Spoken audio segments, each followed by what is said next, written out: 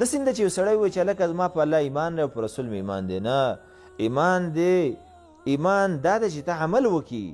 الله چې د څه شي نه ته منع کلی د هغه نه ځان وساتي. حرامونه یې منع کلی حرام به نه کوې، ګناهونه یې منع کلی ګناهونه مه کوه، د هغې نافرماني مه کوه، غیبت مه کوه، ګاونډي ته ضرر مه رسوه الی آخره. په څه شي تا د امر کړی د هغه کوه، د خپل وس مطابق څونه چې ستا وس. مثال په طور فرض مونځ دی، په ولاړه باندې وکړه، چې نه شوې په ناستې وکړه، په ناسته نه شوې په پرېوتو باندې وکړه، د وس مطابق. همدغه رنګې د الله د پیغمبر په طریقه باندې به کیف هغه به ایمان راوړي. څه نه چې منع کلی هغه به نه کوې، څه باندې چې امر کړی هغه به کوې. د الله رسول چې په کم کار باندې خفه کېږي هغه نه به ځان ساتي. نو غرض مې دا ده چې دا څومره عظیم تجارت دی، الله جل جلاله اعلان دی او موږ او تاسو ټولو ته کلی دی. باید چې موږ دې ته بډې ووایو او په دې باندې کار شروع کړو او وخت ورته ورکړو.